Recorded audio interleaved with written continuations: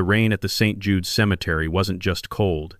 It was the kind of icy, needles and pins downpour that soaked through your skin and settled right in your marrow. I stood at the very back of the crowd, my boots sinking into the mud of a town I had helped build, watching them lower the only woman I ever truly loved into the dark earth. My son, Julian Sterling, stood at the front, flanked by his wife, Sloane. They didn't look like mourners. They looked like they were waiting for a flight to be called impatient, checking their watches, casting glances at the luxury cars, lined up like shiny black predators along the cemetery path. Julian hadn't looked at me once, not when the casket was lowered, and certainly not when I tried to step forward to place a single white rose on the lid. He had moved with a practiced, athletic grace, stepping directly into my path and placing a hand on my chest. It wasn't the touch of a son, it was the touch of a bouncer. "The front row is for family, Harrison," he whispered, his voice low and jagged. He didn't call me Dad. He hadn't called me that since he turned 25 and decided that a retired civil engineer with a modest pension didn't fit the high society Sterling brand he was trying to cultivate. "You can stand back by the gates. Try not to get any mud on Sloane's shoes. She's filming a tribute for her followers, and she doesn't need a shabby old man ruining the aesthetic." I looked at Sloane. She was holding a black lace umbrella in one hand and her latest model phone in the other, pouting at the front-facing camera. She was actually adjusting her veil to ensure her grief looked photogenic. I didn't argue. I didn't cause a scene. I simply nodded and retreated to the shadow of a weeping willow, feeling the weight of the secret I had been carrying for 10 years. What Julian didn't know, what he couldn't possibly fathom, was that this entire funeral was the opening act of a play he wasn't prepared to star in. I watched them leave in their leased Porsche, splashing muddy water onto my trousers as they sped away. They were headed to the wake at the Silverthorne estate, the $40 million mansion that had been in the Sterling family for 3 generations. I wasn't invited. Instead, I drove my 15-year-old truck back to my small one-bedroom rental on the edge of town. I sat in the dark for a long time, listening to the rain hit the tin roof. My mind drifted back to the strategic divorce Eleanor and I had orchestrated a decade ago. It had been her idea. Her family's real estate empire was under threat from a predatory lawsuit, and we needed to insulate the assets. We divorced on paper. I took a modest settlement, and she kept the empire. But every Sunday, she would sneak into this very apartment. We would drink cheap wine, laugh about the aristocrats she had to endure during the week, and plan our real future. We were never truly apart. We were just waiting for the right time to retire together. But cancer doesn't care about strategic planning. Eleanor was gone, and now I was facing the 2 people who had spent the last 5 years treating me like a stray dog they were embarrassed to feed. The next morning, I received a text from Arthur Beaumont, Eleanor's longtime attorney, and the only man who knew the full truth. "The reading is at Moore, home AM. They've already tried to bar entry for you, Harrison. I've handled it. Wear the old suit. Let them think you're desperate." I arrived at the Beaumont Associates building a glass and steel tower that dominated the Greenwich skyline at exactly Chin, Namui Lam AM. When I entered the mahogany-paneled conference room, the air turned to ice. Julian and Sloane were already there, draped in designer black, sipping espresso. "What are you doing here, Harrison?" Julian asked, not even bothering to look up from his tablet. "This is a private legal matter. There's no charity fund being handed out today." "I was invited by Arthur," I said quietly, taking a seat at the far end of the table, as far away from them as possible. Sloane let out a sharp, metallic laugh. "Probably to give you the leftovers from the pantry. Honestly, Julian, the audacity of some people to hover around a tragedy for a payday is just disgusting." I didn't blink. I just watched Arthur Beaumont enter the room. He looked at me with a micro nod of respect before laying a thick leather folder on the table.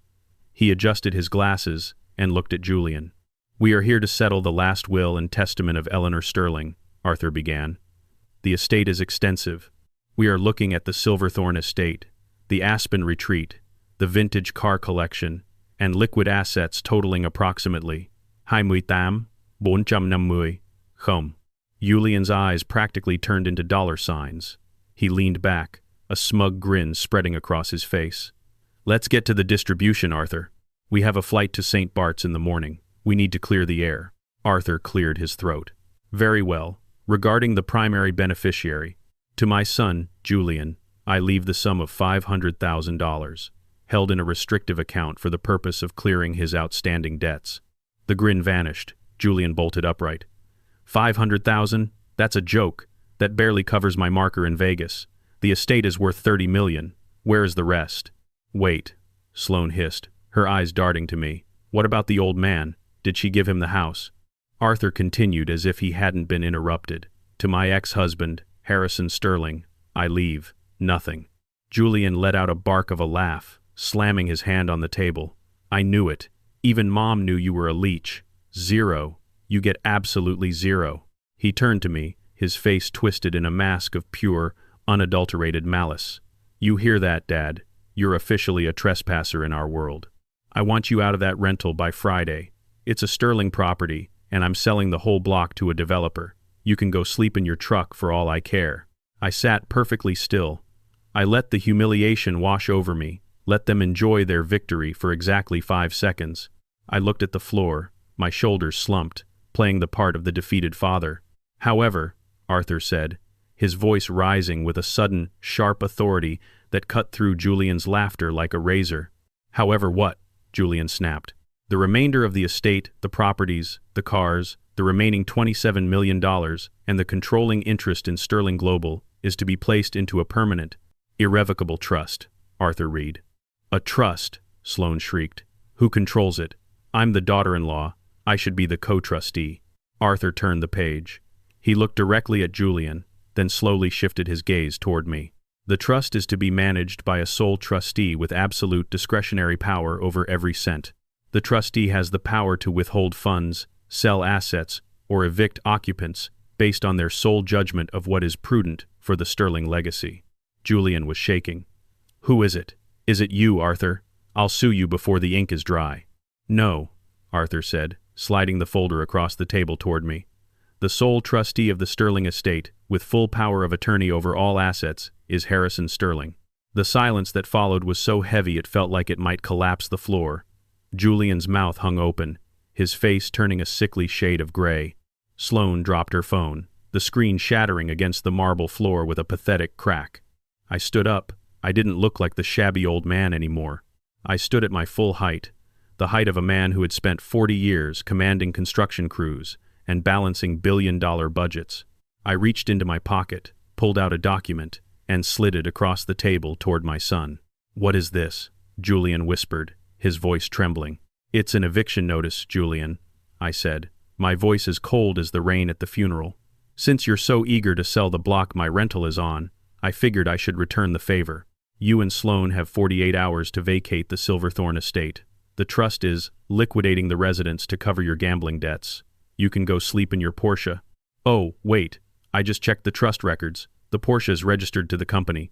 I'll be taking the keys now. Julian lunged across the table, his hands reaching for my throat, but I didn't even flinch. I had already signaled the 2 security guards waiting outside the door. They moved in fast, pinning Julian's arms behind his back before he could even get close. This isn't over, Julian screamed as they dragged him toward the door. I'll break this trust. I'll tell everyone you're a fraud. You can try, I said, leaning in close so only he could hear me. But remember what I taught you about foundations, Julian.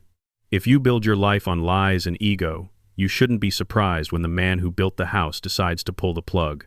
As the doors slammed shut, leaving me alone with Arthur and a weeping Sloane, I realized this was only the beginning. I had the money, I had the power. And I had a list of every single person who had crossed Eleanor in her final years. I didn't know it yet, but the $25 million debt Julian owed to a private lender in the city was about to become the least of his problems. The silence in the Silverthorne mansion after the security guards dragged Julian and Sloane out was heavier than any noise they could have made. I stood in the center of the foyer, looking up at the curved marble staircase Eleanor and I had designed together 40 years ago. To the outside world, this was a monument to wealth and power. To me, it was a graveyard of memories I wasn't sure I wanted to exhume. I walked into the library, the heels of my boots clicking on the hand-polished oak. I didn't turn on the lights. I didn't need to. I knew every corner of this room. I knew that the third book from the left on the top shelf was a hollowed-out copy of The Great Gatsby, where Eleanor kept the emergency keys to the safe. I knew that the floorboard under the mahogany desk creaked exactly twice if you stepped on it near the window. I sat in the high-backed leather chair, Eleanor's chair, and felt the ghosts of our secret life pressing in on me. For 10 years, the world saw us as a tragedy. The broken Sterlings. The high society queen who had outgrown her blue-collar husband. The gossip columns in Greenwich had a field day when the divorce papers were filed back in High-in-la-Moursau.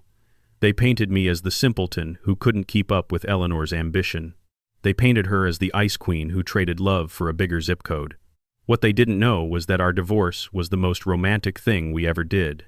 It was late October, 10 years ago, when the walls started closing in.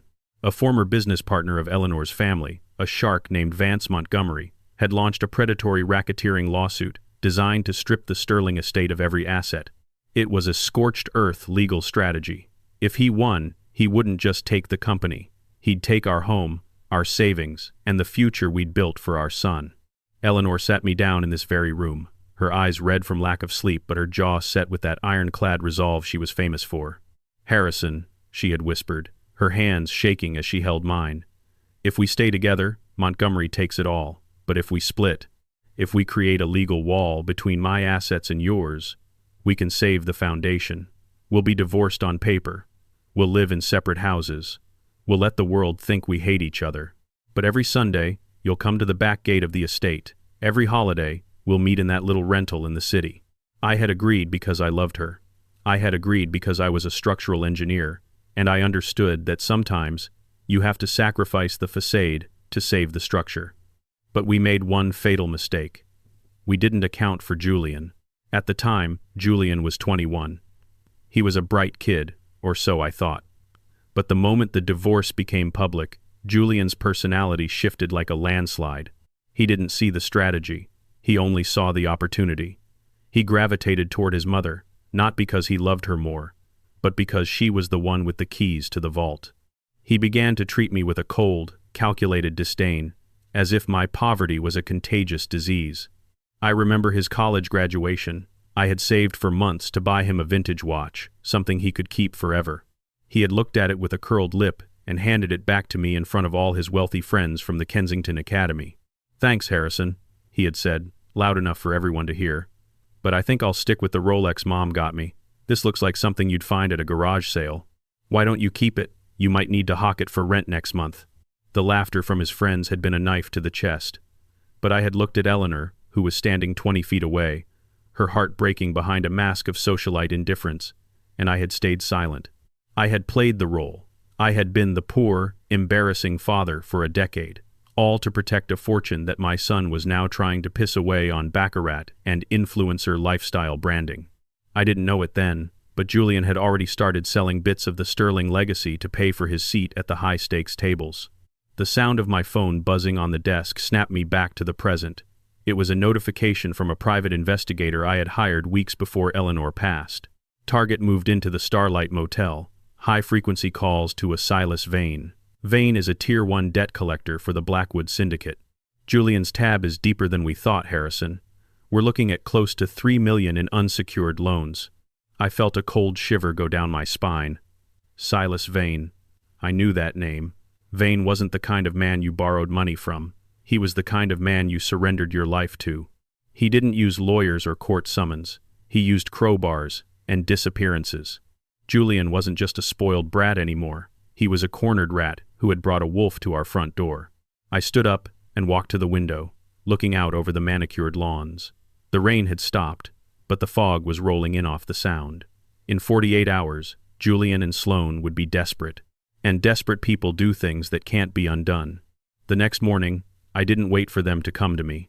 I went to the Starlight Motel. It was a crumbling neon relic on the edge of the industrial district, the kind of place where people go when they run out of options. I pulled my truck into the parking lot, the engine rattling in the quiet morning air. I found room what chum were born. The curtains were drawn, but I could hear muffled shouting from inside. "I told you, Julian, my followers are asking why we're in a dump." Sloane's voice was a shrill, frantic mess. "I had to tell them we were doing a social experiment on homelessness. I can't keep this up. Call your father. Beg him. Do something." "I'm not begging that old man for anything." Julian roared back. "He's a puppet. Arthur Bowman is the one pulling the strings. I just need a few days. Vane said he'd give me until Friday. And if you don't have the money by Friday? Sloane asked, her voice dropping to a terrified whisper. Then I'll give him the one thing my father values more than that trust, Julian said. I froze, my hand hovering over the door to knock. What did I value more than the trust? I stepped back, my heart hammering against my ribs. I realized I didn't want them to know I was there yet. I needed to see how far they were willing to go. I retreated to my truck and watched the door through the rearview mirror. 10 minutes later, a blacked-out SUV pulled into the lot. A man stepped out. He was tall, thin, and dressed in a suit that probably cost more than my house. His hair was slicked back, and his eyes were as dead as a shark's. Silas Vane. He didn't knock. He just kicked the door to room won't open. I couldn't hear the conversation anymore, but I saw the shadows moving behind the thin curtains. I saw Julian being shoved against the wall. I saw Vane lean in close, his finger jabbing into Julian's chest. Then, something happened that I wasn't prepared for. Julian pointed out the window. He was pointing directly at my truck. I didn't wait. I threw the truck into reverse and tore out of the parking lot, my tires screaming. As I sped away, I saw Vane step out of the room, his eyes locked on my receding tailgate. He wasn't running. He was just watching. He looked like a hunter who had just realized the pre's father was the one carrying the map to the treasure.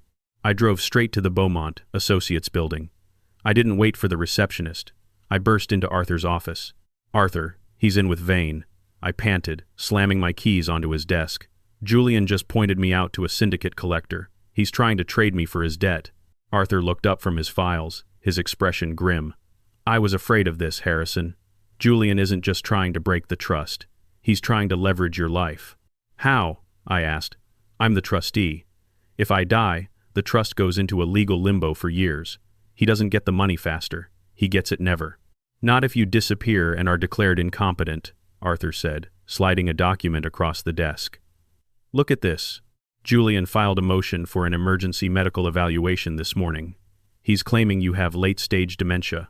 He's claiming that your obsession with the trust is a symptom of a mental breakdown. I stared at the paper. My own son was trying to have me committed. If the court grants this, and if a friendly doctor signs off on it, Julian becomes your legal guardian. Arthur continued. He'll have the power to override the trust. He'll have the power to put you in a facility and drain every penny before you even know what day it is. And Silas Vane is the one providing the friendly doctor. I realized the pieces of the puzzle falling into a terrifying new shape. I wasn't just fighting for Eleanor's legacy anymore. I was fighting for my sanity, my freedom, and my very identity. What's the move, Harrison? Arthur asked. We can fight the motion, but that takes months. Vane won't wait months. I looked out at the city I had built, at the bridges and buildings that stood strong because I knew how to calculate the load. I looked at the hands that had worked 40 years of honest labor. We don't fight the motion, I said, a slow, dark plan beginning to take root in my mind. We let it happen. We let them think they've won. We let Julian bring his doctor to the Silverthorne estate. That's suicide, Arthur whispered. No, I said. It's a structural test. I'm going to let Julian see exactly what happens when you try to demolish a building that's still occupied. I want a hidden camera in every room of that mansion, Arthur. I want every word recorded. If my son wants to prove I'm crazy, I'm going to give him a performance that will haunt him for the rest of his life. I didn't know it yet, but the doctor Julian was bringing wasn't a doctor at all. He was a professional in erasing people. And the moment he stepped into my house, the real war began. As I left Arthur's office, my phone buzzed one more time. It was an unknown number. I answered. Mr. Sterling, a voice rasped. It was Silas Vane. I hear you're a man who likes to build things. I'm a man who likes to take things apart. Your son tells me you have something of mine. I think it's time we discuss the interest rates. I don't have anything of yours, Mr. Vane, I said, my voice steady. You have $27 million of mine. Vane laughed. And by tomorrow night, you're going to be very, very eager to give it to me. See you soon, Harrison. Try to stay sane until then. He hung up. I stood on the sidewalk, the cold wind whipping at my coat. I wasn't scared. For the first time in 10 years, I wasn't pretending. I was the architect. And I was about to show them that a Sterling foundation doesn't just hold weight, it can also crush anything that tries to undermine it. The Silverthorne estate felt different now that the secret was out. The air inside the grand foyer was stagnant, smelling faintly of lemon wax, and the cold, metallic scent of the coming winter. I spent the next 24 hours turning the mansion into a high-tech confession booth. Arthur had sent over a team of technicians men who looked like they worked for intelligence agencies rather than law firms. They wired the library, the kitchen, and the master suite with pinhole cameras hidden in the ornate crown molding and the intricate carvings of the grandfather clocks. I sat in the library, watching the feeds on a secure tablet. I was looking at my own house through the eyes of a hunter. It was strange to see the rooms where I'd spent 40 years of my life reduced to grainy digital angles. But I needed this. I needed to see Julian's face when he thought no one was looking. I needed to understand exactly when the boy I had raised had become the man who wanted me dead. As I waited for the evaluation to begin, my mind drifted back to Julian's 18th birthday. It was the first time I saw the rot. We were still the perfect family then, at least to the neighbors in Greenwich. I had taken Julian out to a construction site I was managing a massive suspension bridge project.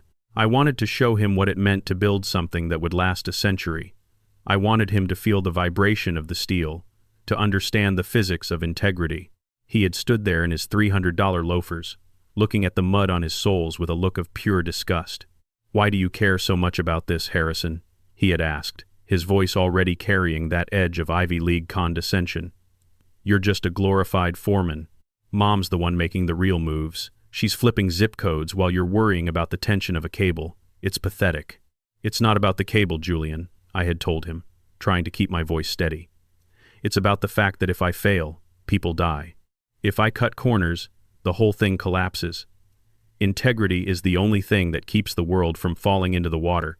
He had laughed, a short, sharp sound that I can still hear today. "Integrity doesn't pay for the summer house in Aspen. Shortcuts do. You're just too slow to see it." That night, Eleanor found him in the study, trying to forge her signature on a series of wire transfers. He wasn't even subtle about it. He was 18 and already trying to siphon off the legacy. Eleanor had cried not because of the money, but because she saw the same thing I did. The foundation was flawed. But she was a mother, and she did what mothers do. She reinforced the cracks. She covered for him. She told me it was just a phase, a bit of teenage rebellion. I didn't know it then, but by protecting him from the consequences of his actions, we were just feeding the monster. The sound of a heavy engine pulling up the driveway snapped me back to the present. I checked the monitor. A sleek, silver sedan had pulled up behind Julian's Porsche. Julian stepped out, followed by Sloane, who was busy reapplying her lipstick in the side mirror. Then, a third person emerged from the car. He was a man in his late 50s, wearing a charcoal suit that was a little too sharp, carrying a leather medical bag that looked brand new. This was Dr. Silas Thorne. According to the files Arthur had dug up, Thorne hadn't practiced real medicine in a decade. He was a consultant for the underworld, the kind of man who could make a gunshot wound disappear, or, in my case, make a perfectly sane man look like a rambling lunatic. I closed the tablet and hid it in the secret compartment of the desk. I slumped my shoulders, mussed my hair slightly, and stared vacantly at a photograph of Eleanor on the mantel. I needed to be the shabby old man they expected. The front door opened. I heard their footsteps echoing in the foyer. "He's probably in the library," Julian said, his voice dripping with fake concern. "He spends all day talking to the walls. It's heartbreaking, really. I just want him to get the care he deserves." "It's a tragedy," Sloane added, though she sounded more like she was practicing a script. "But the Silverthorne estate isn't a safe environment for a man in his condition. He needs professional supervision. In a secure facility." They entered the library. I didn't look up. I let my gaze stay fixed on Eleanor's picture. "Harrison," Julian said, stepping toward me. "Dad, we brought someone to see you. This is Dr. Thorne. He's a specialist. He's here to help you with the confusion." I turned slowly, my eyes wide and slightly unfocused. "Eleanor said we were having tea at 4, I whispered. "Is it 4 yet, Julian?" The clock stopped. Julian glanced at Dr. Thorne and gave a subtle, triumphant nod. "See? He's been like this since the funeral. Losing time, forgetting people." Dr. Thorne stepped forward, his eyes cold and clinical. He didn't look like a healer. He looked like an appraiser. He sat across from me and opened his bag. "Mr. Sterling, do you know where you are right now?" I'm in the house I built, I said, my voice trembling just enough. But the walls, they're getting thinner. I can hear the water underneath. The bridge is shaking, Doctor. Can you feel the vibration? Thorn leaned in, a small, cruel smile playing at the corners of his mouth. He pulled out a penlight and shined it into my eyes. I didn't blink. I let him see the emptiness he wanted. Pupillary response is sluggish. Thorn lied, scribbling something on a clipboard. Classic sign of neurodegeneration, combined with the auditory hallucinations regarding vibrations and thin walls. The diagnosis is clear: acute paranoid dementia with psychotic features. Is it enough for the emergency guardianship? Sloane asked, her voice hushed but eager. More than enough, Thorn said. I'll sign the Numgin Chumnum we hold. We can have him moved to the Kensington Heights Sanitarium by tonight. It's a private facility, very discreet. They specialize in long-term management for wealthy families who need their liabilities handled. Julian walked over to the desk. He didn't even wait for me to be taken away. He started opening drawers, looking for the trust documents. Where is it, you old fool? Julian hissed, dropping the act now that the doctor had confirmed the kill. Where are the account access codes? You haven't got a brain left to use them, so you might as well give them to me. The codes are in the foundation, I whispered, staring at him. Everything is in the foundation, Julian. If you pull the wrong stone, the whole thing falls. He's rambling again, Sloane said, rolling her eyes. Julian, just call Vane. Tell him we have the signature. We can settle the debt by morning. I didn't know it yet, but settling the debt involved a lot more than just money. Silas Vane didn't want the cash. He wanted the deed to the land Silverthorn sat on. He wanted to turn my home into a private terminal for his logistics business. Julian pulled out his phone and stepped into the hallway to make the call. Thorn remained in the room, watching me like a hawk. He reached into his bag and pulled out a sedative, a heavy, amber liquid, in a pre-filled syringe. We should get him relaxed for the transport, Thorn said. It's better if he's asleep when the orderlies arrive. He stood up and moved toward me. I felt the surge of adrenaline, the foreman in me screaming to stand up and break this man's jaw. But I stayed still. I needed the footage. I needed the intent. Just as the needle was inches from my arm, the front doorbell rang. Not a polite chime, but a heavy, rhythmic thudding. Julian came running back into the room, his face pale. Who is that? We didn't call anyone else. Sloane checked the security feed on her phone. It's a black SUV, 2 men. They look like, oh God, Julian. It's the Chicago group, the ones you said you'd paid off. Julian's eyes went wide. He looked at me, then at the doctor, then at the door. He was a man who had tried to play 2 different devils against each other, and now they were both at the gates.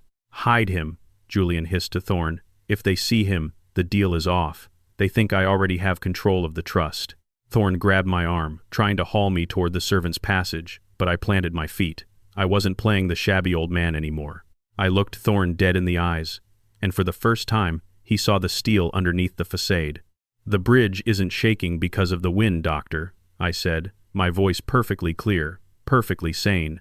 It's shaking because I just blew the supports.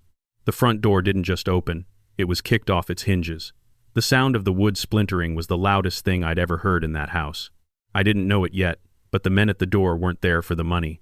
They were there to deliver a message from a third party Julian had completely forgotten about. A man stepped into the library. He wasn't Silas Vane. He was younger, sharper, with a scar running through his left eyebrow. He looked at Julian, then at me, then at the syringe in Thorn's hand. Well, well, the man said, pulling a suppressed pistol from his waistband. Looks like we're just in time for the party. Julian, you've been a very busy boy. Selling the same land to 3 different syndicates? That's not just bad business, that's a death sentence. Julian fell to his knees. I can explain. I have the trust. My father is incompetent. I'm the trustee now. The man laughed. Your father isn't the one who's incompetent, Julian. You are. And unfortunately for you, my boss doesn't like waiting for medical evaluations. He turned the gun toward me. And you, old man, you're coming with us. We have a lot to talk about regarding your wife's hidden offshore accounts. The ones Julian didn't even know existed. I looked at the hidden camera in the clock. Arthur was watching. The police were on their way, but they were 10 minutes out, and the man with the gun was 3 feet away. What happened next changed everything, because for the first time in my life, I realized that Julian wasn't the only one who had been keeping secrets.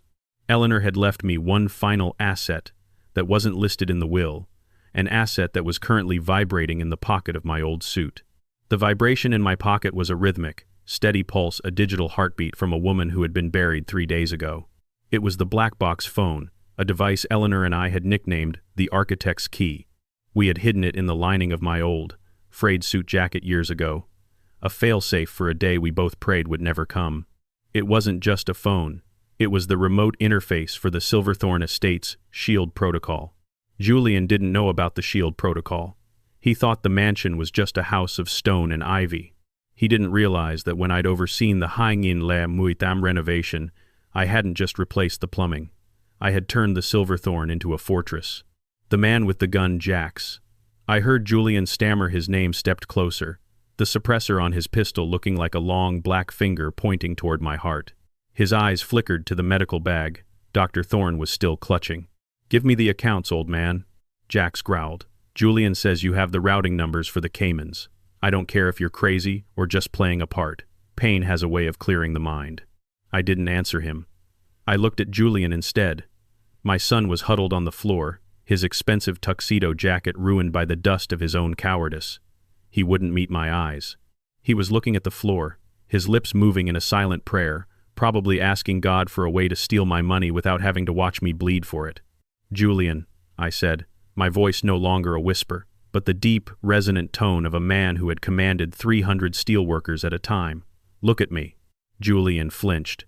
The sudden change in my voice hit him like a physical blow. He lifted his head, his eyes wide and bloodshot. "Dad," he croaked, "you really thought I'd leave the keys to the kingdom under the doormat?" I asked. I reached into my pocket and pulled out the black box phone. It was an encrypted military-grade device with a single glowing red button on the screen. "You spent your whole life looking at the ornaments on the tree, Julian. You never once looked at the roots." Jax leveled the gun at my head. "Put the phone down, Harrison, now." "I don't think so," I said. I looked at Jax, then at the doctor, who was slowly backing toward the door. "You see, Jax, this house wasn't built for guests. It was built for family. And right now, the family is having a private meeting." I pressed the red button. The sound that followed wasn't a roar. It was a series of heavy, metallic thuds that vibrated through the floorboards. From the ceiling of the library, thick slabs of reinforced steel, the kind used in bank vaults, slid down over the windows and the mahogany doors. The click of the magnetic locks engaging sounded like a guillotine blade hitting the block. The Silverthorne was now a sealed box. No signal could get in, no signal could get out. And the walls were thick enough to withstand a thermite charge. The lights flickered, then shifted from a warm yellow to a cold, clinical blue. "What did you do?" Sloane screamed, jumping up from the sofa. She ran to the door and pulled on the handle, but it was solid steel now. "Open it! Harrison, open the door! I'm claustrophobic." "Shut up, Sloane," I said, walking toward the desk. I didn't look like a victim anymore. I looked like the owner. "You wanted to be a Sterling so badly. Well, welcome to the vault. This is where we keep the things that are too dangerous to leave outside." Jax lunged at me, his face twisted in a snarl. He swung the pistol at my temple, but I was ready. I spent 40 years on job sites where the wind could knock you off a beam and a disgruntled worker could pull a pipe on you. I stepped inside his reach, grabbed his wrist, and slammed it against the edge of the mahogany desk. The gun clattered to the floor. I kicked it under the heavy bookshelf. Before Jax could recover, I grabbed a heavy crystal decanter from the side table, the one Eleanor had bought in Prague, and shattered it across the side of his head. He went down hard, his body hitting the rug with a dull thud. He wasn't dead, but he wouldn't be looking for offshore accounts for a while. Dr. Thorne dropped his medical bag and fell to his knees, his hands in the air. "I was just hired. I didn't know. Julian told me you were actually sick. Please, Mr. Sterling, I have a family." "You're a disgrace to the oath you took, Thorne," I said, looking down at him with pure disgust. "Sit in the corner. If you move, I'll let Jax wake up and tell him it was your idea to bring me here." I turned my attention back to my son. Julian was staring at Jax's unconscious body, then at me. He looked like he was seeing a ghost. You're not sick," Julian whispered. "No, Julian, I'm not," I said. I sat back in Eleanor's chair and crossed my legs, But you are. You're sick with greed. You're sick with a sense of entitlement that has rotted your brain. You thought you could auction off your mother's life? You thought you could trade my sanity to a man like Silas Vane to pay for your mistakes? I had to, Julian yelled, finally finding his voice. He stood up, though his legs were still shaking. Vane was going to kill me, Dad. He's not like these Chicago guys. He's a monster. He has people everywhere. I didn't have a choice. There is always a choice, I said. You could have come to me. You could have told me the truth 5 years ago. You could have been a son. Instead, you chose to be a vulture. Sloane stepped forward, her eyes darting between the door and the gun hidden under the bookshelf. She tried to shift her tone, her voice suddenly softening into that manipulative, honeyed purr she used on her social media videos. Harrison, honey, let's just calm down, she said, walking toward me. She put a hand on the desk, leaning in. We were all stressed. The funeral. It did things to our heads. We can fix this. Julian didn't mean it. We can split the trust. You keep the house. We take 10 million and vanish. You'll never have to see us again. Isn't that what you want? Peace? I looked at her, and for a second, I felt a wave of pity. She was so shallow, she didn't even realize she was drowning. Peace?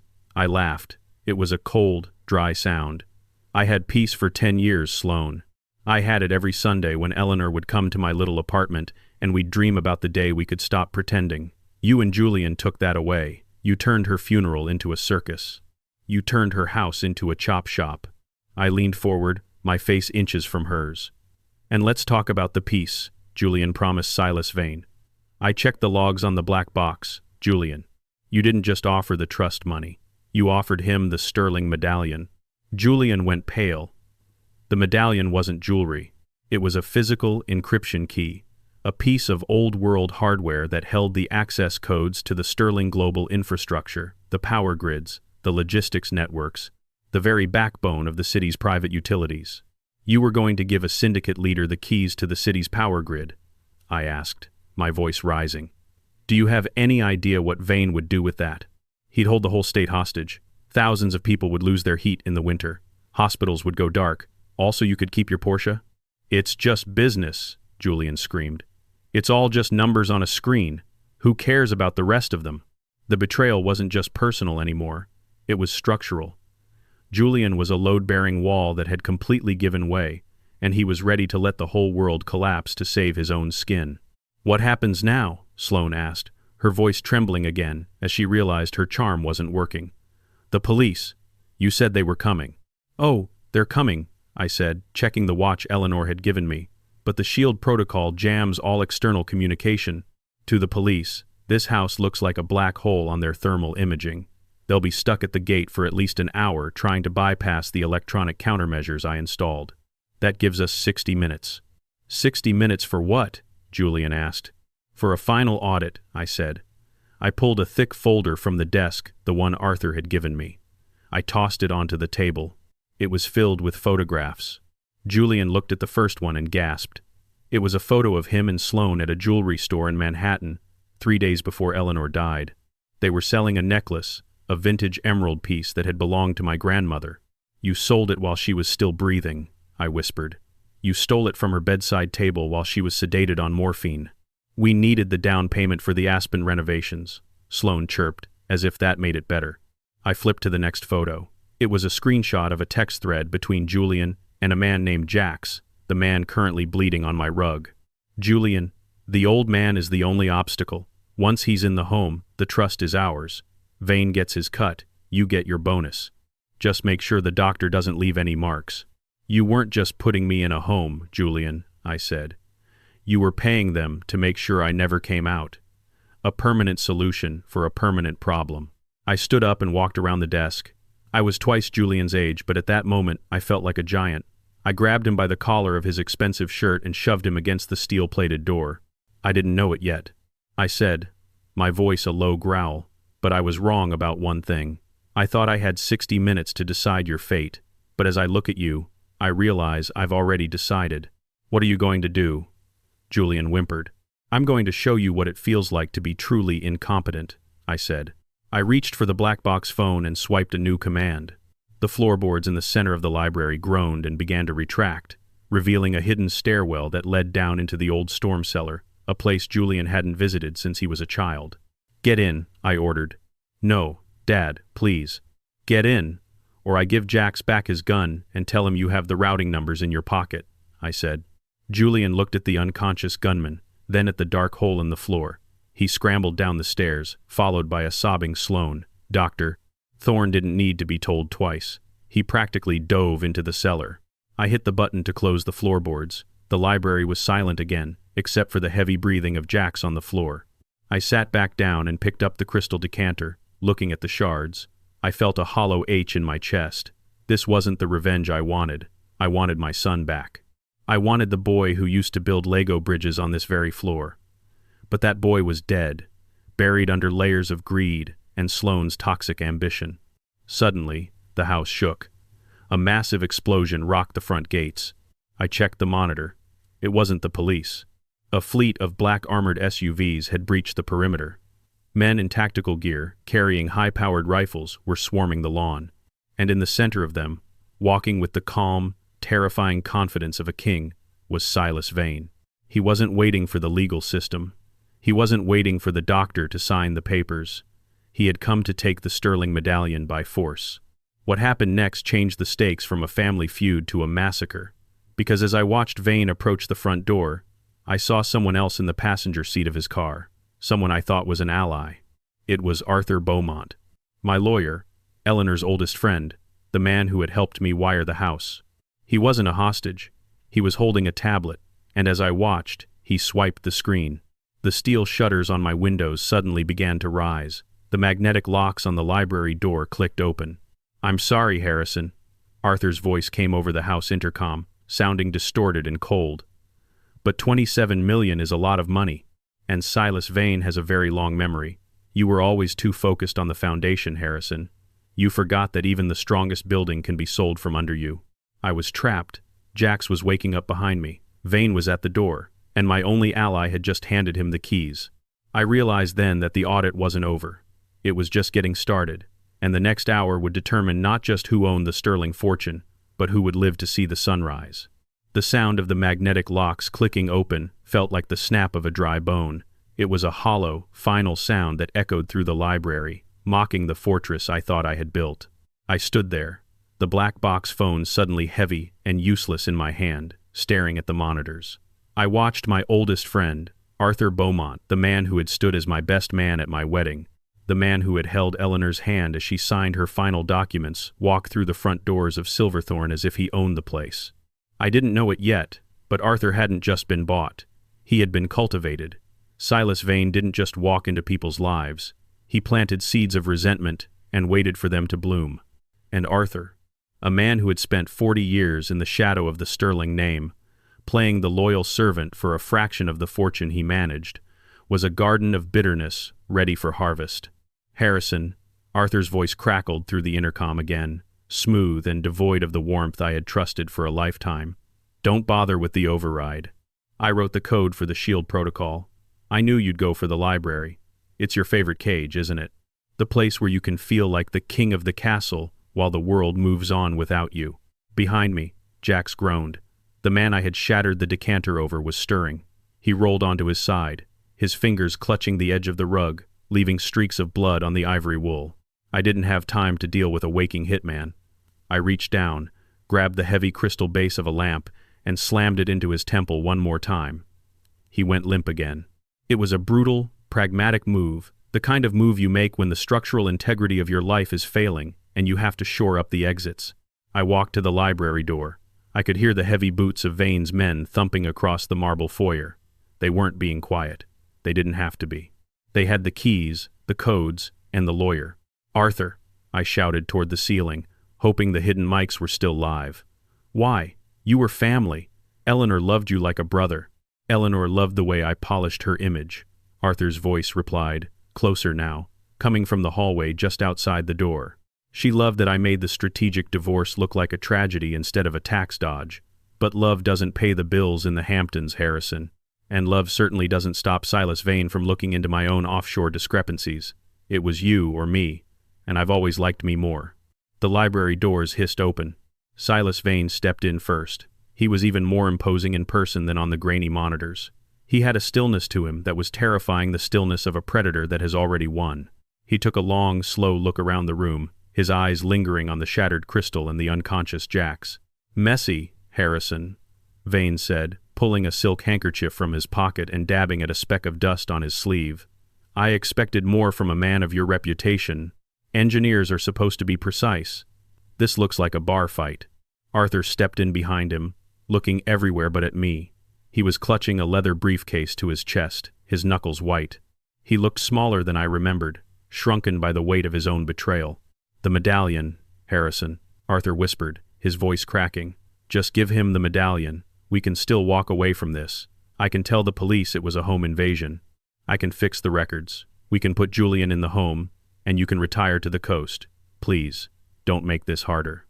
I looked at the two of them, the shark and the rat. "The medallion isn't in the safe, Arthur," I said, my voice steady, though my heart was hammering a frantic rhythm against my ribs. "And it isn't in the desk. You should know that. You helped me hide it." "I know where you said you hid it," Arthur snapped, finally looking me in the eye.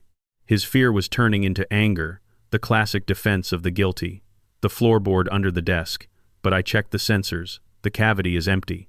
You moved it. When did you move it?" "Sunday," I lied. "After the funeral. I knew the house felt wrong. I knew there was a leak in the plumbing." Vane smiled. It was a thin, joyless expression. He walked over to the desk and sat in Eleanor's chair. He looked comfortable there. He looked like the natural successor to the Sterling throne. "I like you, Harrison," Vane said. "You have grit. Most men in your position would be weeping or pleading for their lives, but you're still calculating. You're looking for the exit, but let me save you the math. There isn't one. My men are at every door. The local precinct has been told there's a private security drill happening at Silverthorne tonight. No one is coming." He leaned forward, his eyes locking onto mine. "Where is the medallion? If I have to start taking this house apart, I'll start with the people inside it. I know about the cellar." I heard the screaming before Arthur silenced the mics. The thought of Julian and Sloane trapped in that dark hole, listening to the man who wanted to kill them, sent a jolt of cold through me. They were spoiled, greedy, and they had tried to ruin me, but they were still my blood. And Sloane, for all her toxicity, was someone's daughter. "They don't know anything," I said. "Leave them out of this." "That's not how this works," Vane said. He nodded to one of his men standing at the door. "Bring them up. Let's see if a father's resolve holds when his son is being dismantled in front of him." The floorboards in the library began to groan as the hidden stairwell opened again. A few minutes later, Julian and Sloane were dragged into the room. They looked pathetic. Julian was covered in dust and cobwebs, his face streaked with tears and dirt. Sloane was hyperventilating, her black lace dress torn at the hem. When Julian saw Arthur standing next to Vane, he let out a strangled cry. "Arthur, you're here to help us?" "Thank God. My father, he's lost it. He locked us in the cellar. Tell these men who we are." Arthur looked at Julian with a mixture of pity and contempt. "Sit down, Julian. You're embarrassing yourself. You were never a player in this game. You were just the distraction." Julian's face went through a rapid-fire series of expressions: confusion, realization, and finally, a deep, hollow horror. He looked at me, then at the man sitting in his mother's chair. "Who are you?" Julian whispered to Vane. "I'm the man your mother owed $40 million to," Vane said casually. "And I'm the man you tried to pay off with a medallion you didn't even possess. You're a very poor businessman, Julian. You tried to sell a bridge you didn't own." Vane stood up and walked over to Julian. He reached out and adjusted Julian's collar, much like I had done when he was a boy. Then, with a sudden casual violence, he backhanded Julian across the face. Julian crumpled to the floor, clutching his jaw. Sloane screamed and tried to run, but one of Vane's men caught her by the hair and threw her back onto the sofa. "Now," Vane said, turning back to me, his voice as calm as if we were discussing the weather. "The medallion, Harrison. Every minute you wait, I'm going to take something from Julian. A finger, an ear. I'm a very patient man, but I have a busy schedule." "I don't have it on me," I said, my mind racing. I needed a twist. I needed a structural failure in Vane's plan. I looked at Arthur. "Arthur, you remember the night Eleanor and I built the model for the Kensington Bridge? The one in the basement?" Arthur frowned. "What are you talking about? This isn't the time for nostalgia." "The foundation," I said. You always said the secret was in the foundation. Eleanor didn't give the medallion to me. She didn't give it to Julian. She gave it to the one thing she knew we could never destroy. The model? Arthur whispered, his eyes widening. You hid it in the bridge model? It's in the base, I said. Encased in the concrete footing. You'll need a sledgehammer to get it out. Vane looked at Arthur. Is he telling the truth? It sounds like her, Arthur said, his greed finally overriding his caution. She was obsessed with that model. She called it her legacy. It's in the sub-basement, Silas, behind the wine cellar. Vane nodded to his men. Take him down there. Arthur, you lead the way. If the medallion isn't there, Harrison stays here with Jax and a very sharp knife. They grabbed me by the arms and hauled me toward the door. As we passed Julian, he looked up at me, his eyes pleading. Dad, I'm sorry. I'm so sorry. I didn't answer him. I couldn't. Not yet. We moved through the house, a grim procession of greed and desperation. We went down the servants' stairs, past the kitchen, and into the cold, damp air of the sub-basement. This was the part of the house Julian never saw the guts of the machine. The pipes, the wires, the massive stone pillars that held up the $40 million facade. In the center of the room sat the model. It was a masterpiece of engineering, a 6-foot-long replica of the Kensington Bridge, made of steel and real concrete. Eleanor and I had spent months on it. It was our child before Julian was born. There, I said, pointing to the central pier. It's inside the base. One of Vane's men stepped forward with a heavy mallet. He began to swing, the sound of the metal hitting the concrete echoing like thunder in the small room. Crack, crack, crack. Dust filled the air. Arthur leaned in close, his eyes manic. He wanted to be the one to see it first. He wanted to be the one to hand it to Vane and secure his freedom. I see it, Arthur shouted as a chunk of concrete fell away. The steel casing. It's right there. Vane stepped closer, his guard dropping for a split second as the prize came into view. I didn't know it yet, but this was the moment I had been planning for since the day I realized my son had invited a wolf into our home. The concrete wasn't holding a medallion. It was holding a trigger. Arthur, I whispered, as the man reached into the hole. Do you remember what I said about the Kensington Bridge? About why it was so strong? Arthur didn't even look at me. He was clawing at the steel box. What? Who cares? It was strong because it was designed to survive a collapse, I said. But the model was designed to be the collapse. I reached for the small, innocuous-looking toggle switch hidden on the underside of the model's railing, the one everyone thought was just a light switch for the tiny street lamps. I flipped it. The sound that followed wasn't an explosion. It was the sound of a vacuum, a sudden, violent intake of air. The steel box in the concrete pier wasn't a casing. It was a high-frequency acoustic disruptor, a device Eleanor had bought from a defense contractor years ago to clean the foundation of pests. But at this frequency, it didn't kill rats. It shattered glass, it scrambled electronics, and it triggered the emergency fire suppression system in a very specific way.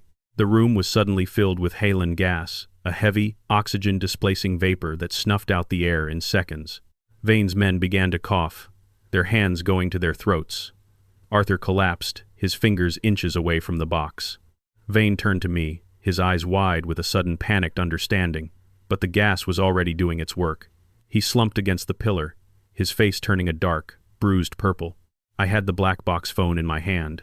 I had the only breathing mask in the room, hidden inside the model's pedestal. I pulled it out and strapped it to my face. I walked over to the medallion box. I pulled it out of the ruins of the model. I opened it. Inside was a single piece of paper. It wasn't a key. It wasn't a code. It was a letter from Eleanor, written in her elegant, flowing script. Harrison, if you are reading this, it means you finally had to pull the house down. I'm sorry it came to this. But remember, a sterling never stays in the ruins. We build. We move. The real medallion is with the person you least expect. Go to the rental. Look under the floorboards of the place you actually call home. I looked at the men dying on the floor. I looked at Arthur, my oldest friend, gasping for air like a fish on a pier. I didn't feel triumph. I felt a cold, engineering-grade clarity. I had 60 seconds before the gas became lethal. I had to get to Julian and Sloane. I had to get out of this house. But as I turned to the stairs, the intercom crackled one last time. It wasn't Arthur's voice. It was a woman's voice, sharp, cold, and very much alive. Harrison? Are you there? You always were a bit too dramatic with the fire systems. I froze. I knew that voice. I had buried the woman who owned that voice 3 days ago. Eleanor? I whispered into the mask. Not quite, darling, the voice said. But I did inherit her voice box along with her sense of timing. Now, be a good boy and bring the real medallion to the front gate, or I'll have to see if Julian can survive a fall from the balcony. I didn't know it yet, but the funeral had been a masterpiece of theater, and the person I was fighting wasn't Silas Vane or Arthur Beaumont. It was the one person I had trusted more than myself. The house of cards hadn't just fallen, it had been a decoy. And now, the real architect was standing on the lawn, waiting for me to finish her work. I stood in the sub-basement, the heavy Halon gas swirling around my knees like a ghostly tide, and I felt the world tilt. The voice on the intercom hadn't just sounded like Eleanor. It had the same cadence, the same slight rasp on the sibilants, the same way she used to call me darling right before she delivered a piece of news that would change my life. I stared at the intercom speaker as if I could see through the wires. My lungs ached behind the rubber seal of the breathing mask. Around me, Silas Vane and Arthur Beaumont were slumped on the floor, their bodies twitching in the final, desperate throes of oxygen deprivation. I should have felt a sense of justice. I should have felt the triumph of the architect who had successfully triggered his trap. Instead, I felt like a man who had spent 40 years building a bridge, only to find out the other side was anchored to a cloud. I didn't know it yet, but the woman I had wept over at the St. Jude's Cemetery wasn't the woman I had married. The Eleanor I buried was a masterpiece of biological and legal forgery. Harrison, the voice crackled again, more insistent this time. The gas will clear in 3 minutes. Don't waste them looking at the dead. I'm on the north balcony. And Julian is currently enjoying the view from the wrong side of the railing. I didn't think.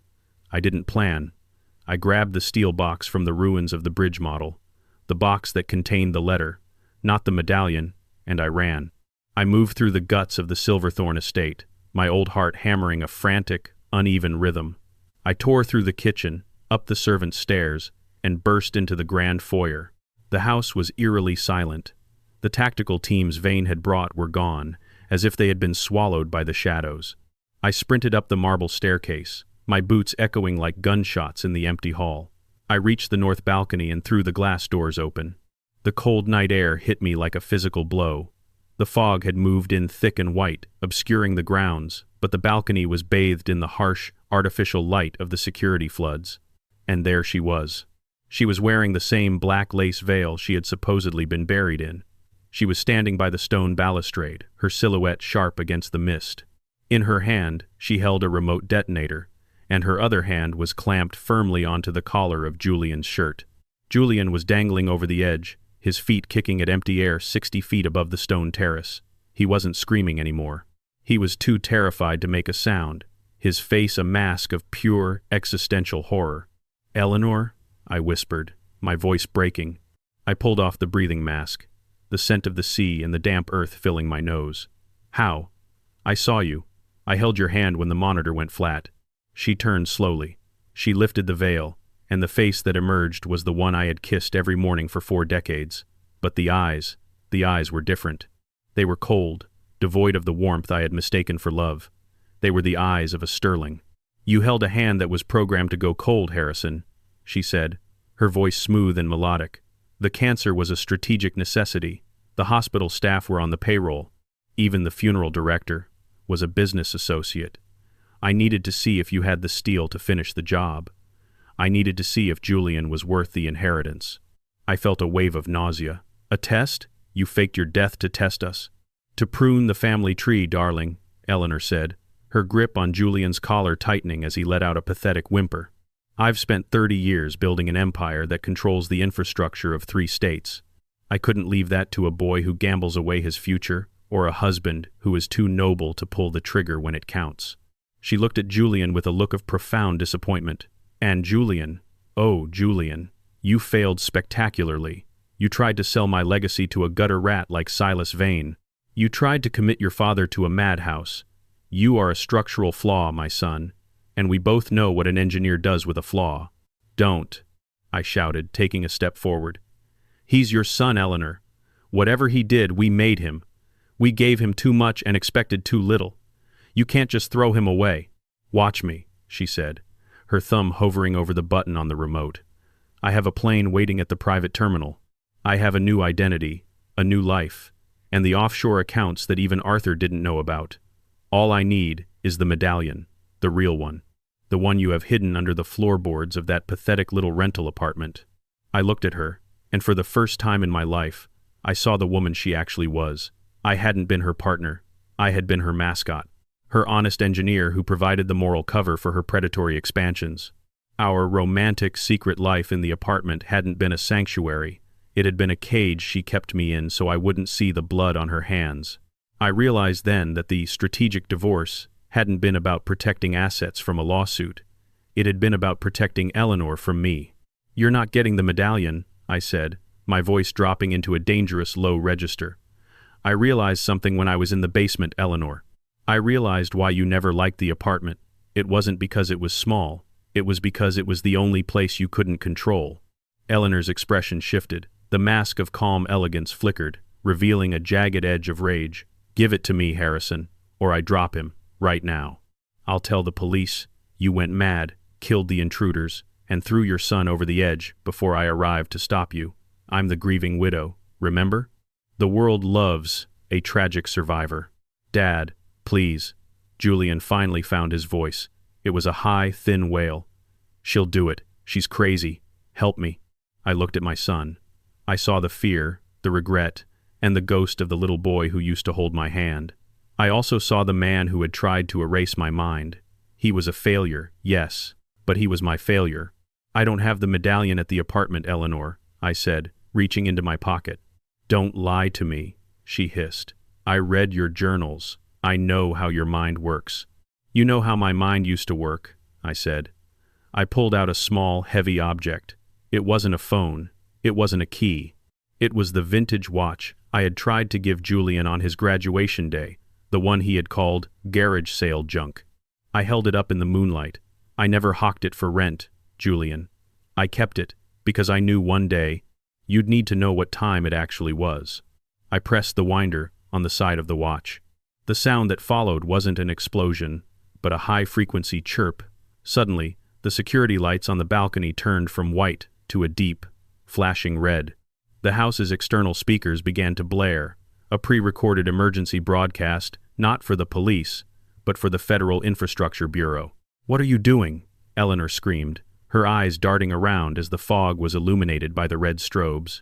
The medallion isn't a key, Eleanor, I said, stepping toward her, ignoring the detonator in her hand.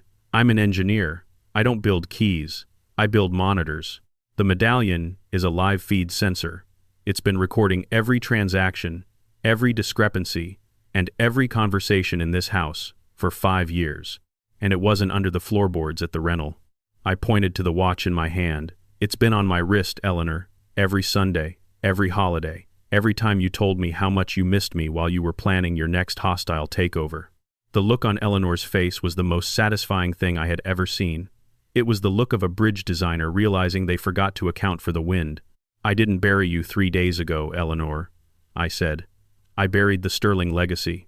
I sent the files to the feds an hour ago. The FBI isn't at the gate because of a security drill. They're here because I gave them the coordinates for the woman who has been systematically draining the state's utility pension funds for a decade. Eleanor roared in frustration, a sound that wasn't human. She shoved Julian with both hands, intending to send him over the edge as a final act of spite. No, I lunged forward. I didn't catch his collar. I didn't catch his hand.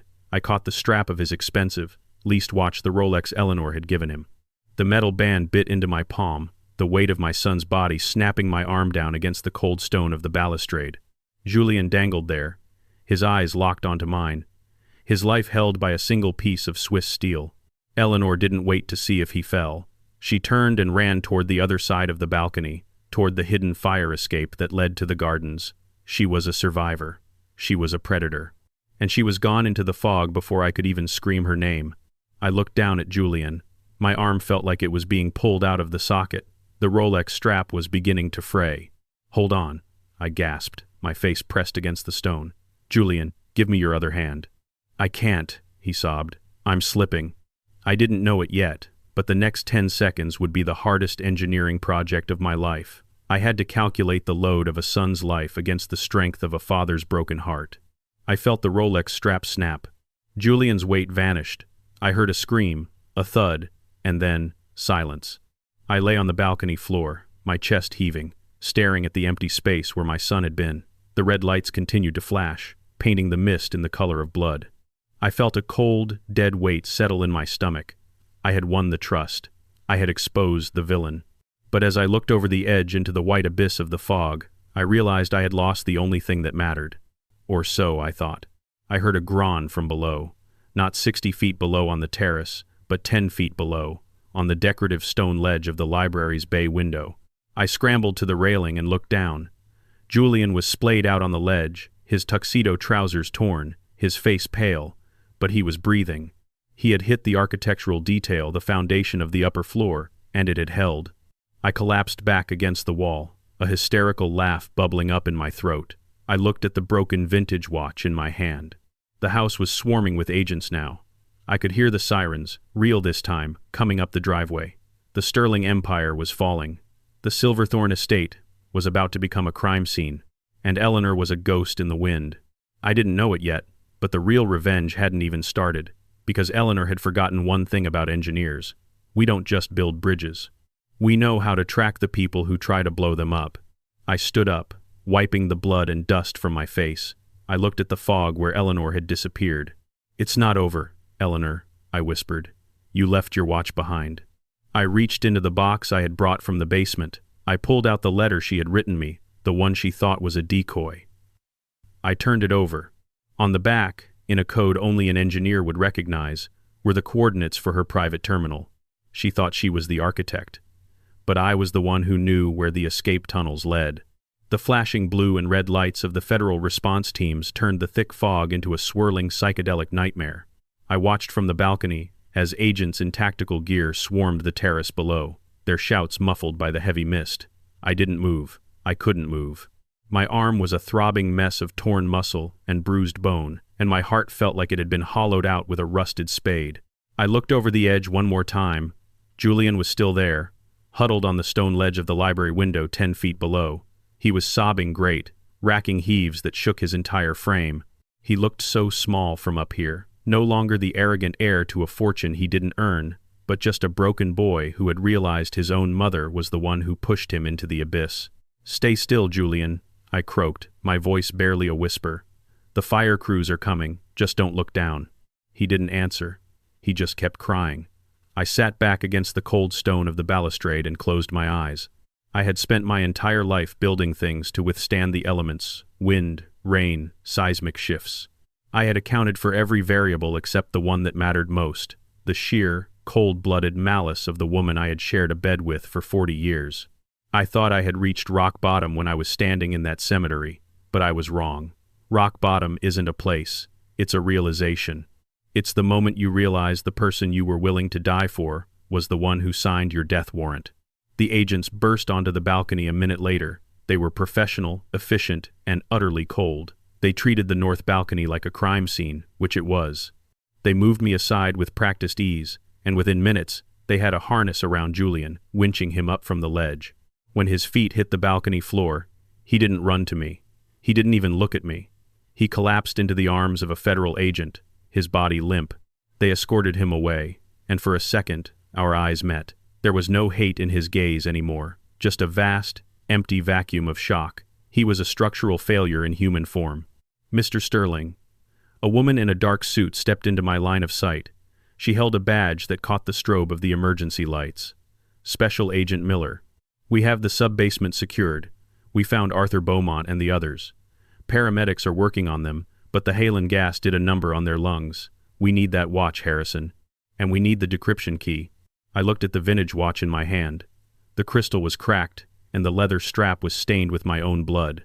"The key isn't a code, Agent Miller," I said, my voice sounding like it was coming from a long way off. "It's a sequence, an engineering sequence based on the tension of the Kensington Bridge. I'll give it to you, but first I need you to tell me where the North Fire Escape leads." Miller frowned. "The North Escape? It leads to the old carriage house in the service road. Why?"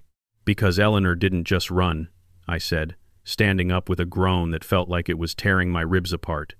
She didn't have a car waiting at the gate. The gates are blocked by your teams. She's going to the carriage house. She has something hidden there, something she's been building for 10 years. We have teams sweeping the grounds, Miller said dismissively. She won't get far. You don't understand, I said, grabbing her arm with my good hand. You're looking for a woman. I'm looking for an architect. She doesn't think in terms of running. She thinks in terms of routing. If she's at the carriage house, she's not trying to leave the property. She's trying to leave the grid. I didn't wait for her permission. I pushed past her and headed for the back stairs. My mind was racing, fitting the pieces together. The strategic divorce, the secret life in the apartment, the fake cancer. It wasn't just about money. It was about the sterling medallion. Eleanor didn't want the medallion to control the power grid. She wanted it because it was the only thing that could track the black site servers she had been using to launder the utility funds. I didn't know it yet, but the carriage house wasn't a garage. It was the nerve center for a shadow empire that stretched across the entire eastern seaboard. I moved through the shadows of the estate, avoiding the flashlights of the tactical teams. I knew every inch of this land. I knew the dip in the grass where the drainage pipe was buried. I knew the shortcut through the hedge maze that the gardeners used. I reached the carriage house in 5 minutes. It was a quiet, stone building, half covered in ivy. It looked innocent, but as I approached, I heard the low, rhythmic hum of high-powered cooling fans. A hum I knew all too well from my days designing industrial server rooms. I stepped through the side door.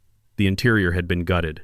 The vintage cars were gone, replaced by rows of humming black towers, their tiny green and amber lights blinking in the dark like the eyes of a million insects. And there, at a terminal in the center of the room, was Eleanor. She had stripped off the mourning veil. She was wearing a practical gray jumpsuit, her hair pulled back into a tight, severe bun. She was typing furiously, her face illuminated by the cold blue glow of 3 different monitors. "You're late, Harrison," she said without looking up. "I expected you 5 minutes ago. You've gotten slow in your old age, or maybe that son of ours just weighs more than I remembered." "It's over, Eleanor," I said, stepping into the light. "The feds have the watch. They're decrypting the files as we speak. They know about the servers." Eleanor let out a short, sharp laugh.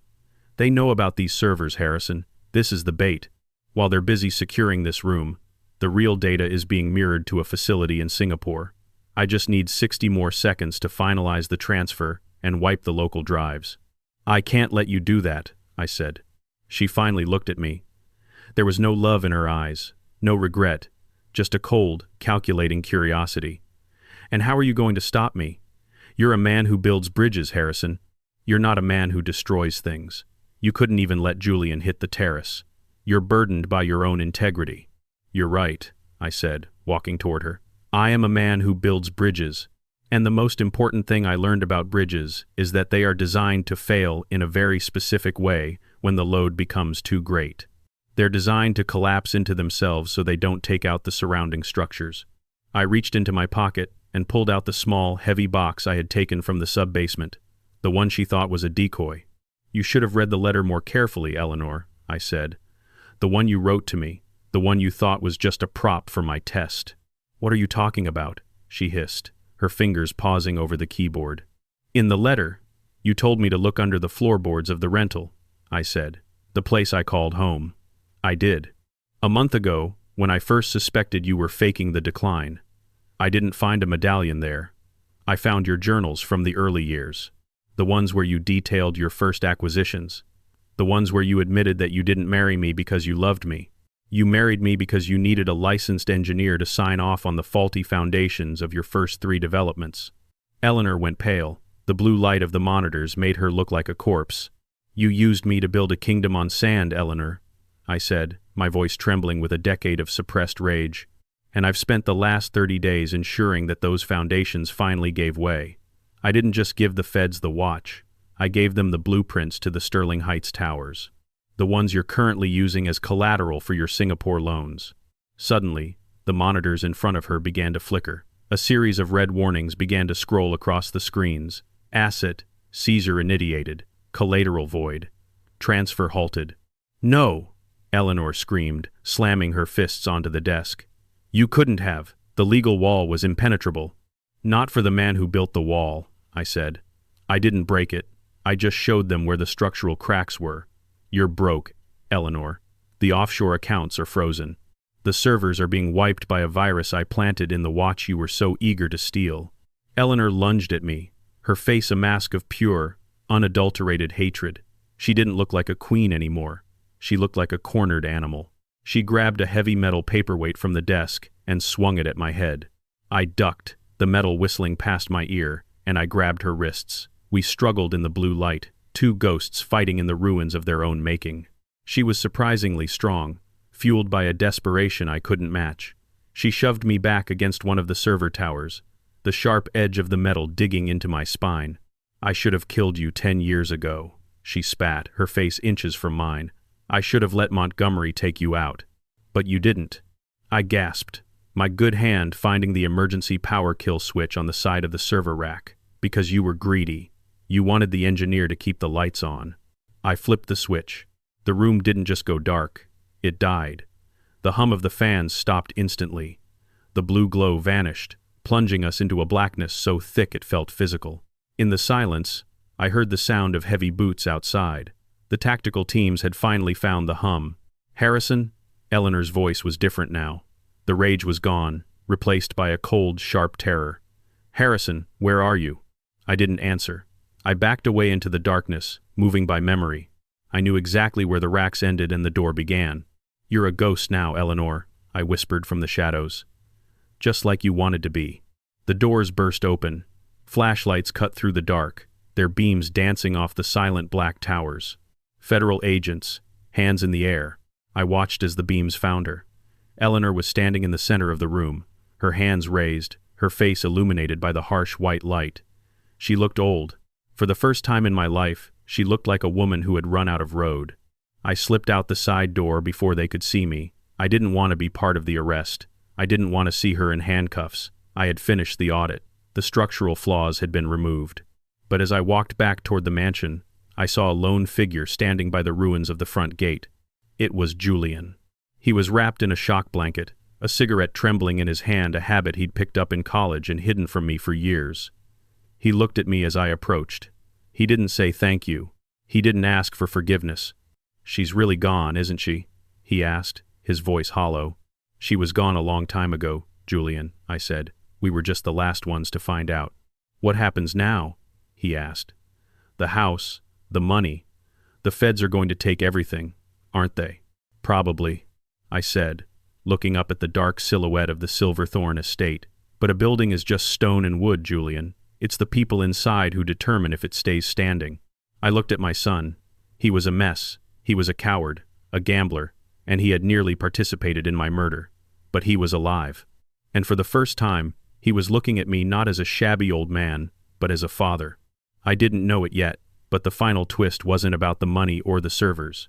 It was about the one asset Eleanor had overlooked, an asset that was currently sitting in a safety deposit box in a small town in Maine, waiting for a key that only Julian possessed. Come on, I said, putting my good arm around his shoulders. Let's get out of here.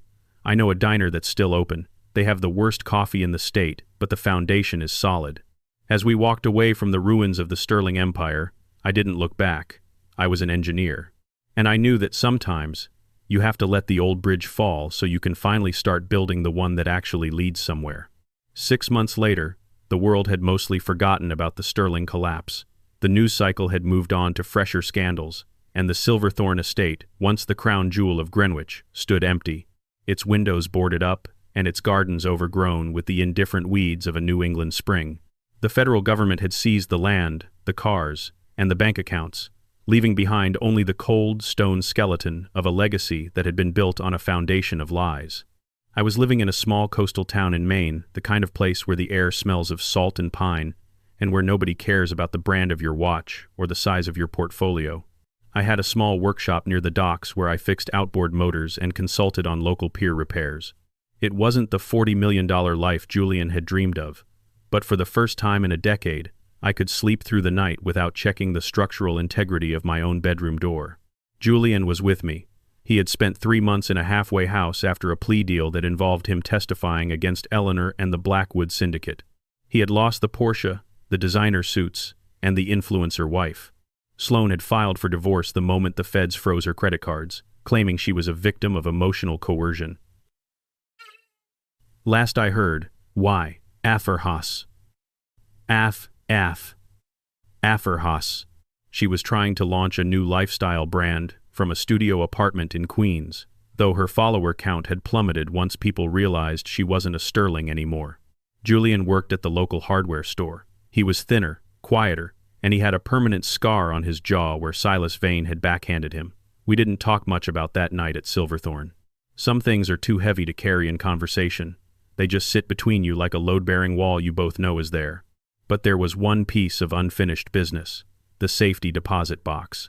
On a Tuesday afternoon, when the fog was thick enough to hide the horizon, we drove to a small, brick-faced bank in Portsmouth. I had the key Eleanor had hidden in the journals she thought I'd never find.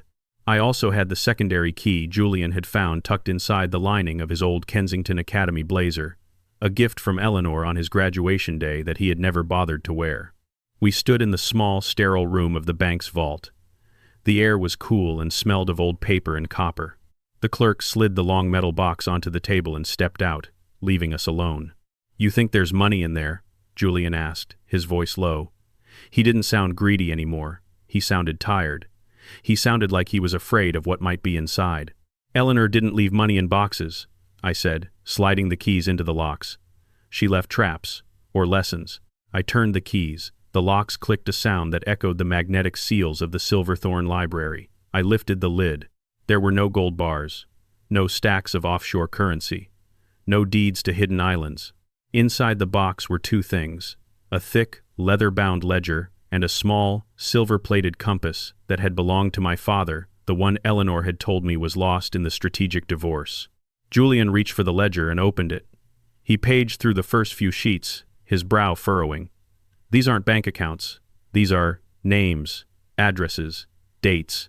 I took the ledger from him. It was a handwritten record of every unaccounted penny the Sterling Empire had ever touched. But it wasn't a ledger of theft. It was a ledger of restitution. Eleanor had been siphoning the pension funds. Yes, but the ledger showed that she had been moving that money into a series of anonymous trusts for the families of the construction workers who had been injured or killed on the Sterling Heights project 30 years ago. I didn't know it yet, but Eleanor's predatory empire had been a complex, decades-long scheme to pay back a debt she couldn't admit to out loud. She had been a criminal, a manipulator, and a liar, but she had also been carrying the weight of the faulty foundations she had forced me to sign off on at the start of our careers. She had been the villain so that the families of the men who died on her father's watch would never go hungry. "She was fixing it," Julian whispered, reading over my shoulder. "All those years she was yelling at you for being too honest. She was using the stolen money to pay for the surgeries and the college tuitions of the people we hurt." I sat back, the silver compass cold in my palm. I thought of Eleanor in her prison cell at the Danbury facility, waiting for a trial that would likely keep her behind bars for the rest of her life. She had never told me. She had let me believe she was a monster, because a monster is easier to hate than a woman trying to balance a scale that was tipped before she was even born. I realized then that the final twist wasn't about her betraying me. It was about her protecting me from the truth of her own sacrifice. But there was one more thing in the bottom of the box. A small, sealed envelope with Julian's name on it. Julian opened it with trembling fingers. Inside was a single, vintage stock certificate for a company called Heritage Steel. It was a small, independent foundry in Pennsylvania that had gone bankrupt in the 80s, or so I thought. "What is Heritage Steel?" Julian asked. "It was my father's company," I said, my heart skipping a beat. "The one Eleanor's family bought out during the merger. I thought it was liquidated." Julian turned the certificate over. On the back was a handwritten note from Eleanor. "Julian, a house is only as strong as the steel in its bones. I bought back your grandfather's company 10 years ago with my own personal savings, the only money I ever earned that wasn't covered in sterling blood. It's a small operation now, but it's yours. It's a foundation. Don't build a palace on it. Just build something that won't fall down when the wind blows. Love, Mom." Julian didn't cry. He just stared at the certificate, his fingers tracing the embossed seal. He looked at me, and for the first time, the arrogance of the rising executive was completely gone. He looked like an apprentice, ready to learn. "We could go there, Dad," he said. "Pennsylvania. We could start over. Real steel. No shell companies. No strategic anything." I looked at my son, then at the ledger of the lives Eleanor had tried to repair. I felt the weight of the bridge I had been building my whole life finally settle into the bedrock. It wasn't the bridge I had planned, but it was the one that would hold. "Pack your bags, Julian," I said. "We have an audit to finish." As we left the bank, the fog in Portsmouth began to lift, revealing the bright, harsh clarity of the afternoon sun. I knew the road ahead wouldn't be easy. There would be depositions, legal battles, and the long, slow process of earning back a name that had been dragged through the mud. But as I drove the truck back toward our little house on the coast, I looked at the compass on the dashboard. The needle was steady, pointing north. I had been the architect of a dozen skyscrapers and 100 bridges. I had mastered the physics of tension and the chemistry of concrete. But as I looked at Julian, who was studying the blueprints of a defunct foundry with a focus I'd never seen before, I realized that the most important thing I ever built wasn't made of steel. It was made of the truth. Eleanor was in a cell, Silas Vane was in a federal holding unit, and the Silverthorne estate was a memory. The Sterling legacy was dead. But as we crossed the state line, I realized that a legacy isn't what you leave behind for people to see. It's what you leave inside the people who have to keep going after you're gone. I didn't know it yet, but the first bridge Julian and I would build together wouldn't span a river. It would span the 10 years of silence we had finally found the courage to break. The moral of the story is simple, though most people spend their lives trying to avoid it. You can build the tallest tower in the world, and you can fill it with the finest treasures, but if the man who stands at the top doesn't have a foundation of integrity, he's just a man waiting for a breeze. I am Harrison Sterling. I am 68 years old, and I finally know what it means to be a Sterling. It doesn't mean you own the city. It means you're the one who makes sure the lights stay on for everyone else. And for the first time in my life, the foundation feels solid.